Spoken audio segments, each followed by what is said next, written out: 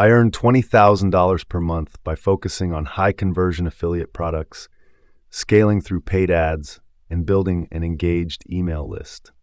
I optimized content for SEO, used social proof, and built trust with my audience to maximize commissions. I focused on high-ticket and recurring commission programs like ClickFunnels, Bluehost, and ConvertKit. Content was crucial.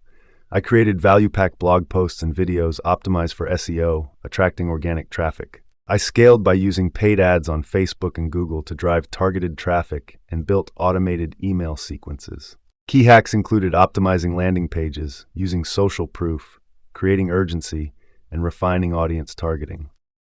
Email marketing was vital. I built an email list and nurtured leads with automated sequences to earn commissions passively. It took about 6 months to reach $20,000 a month, spending initial months testing programs and optimizing strategies. Managing my time between content, ads, and email marketing was challenging.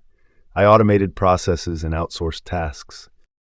My advice: choose high-converting programs, create valuable content, use paid ads, and nurture your email list.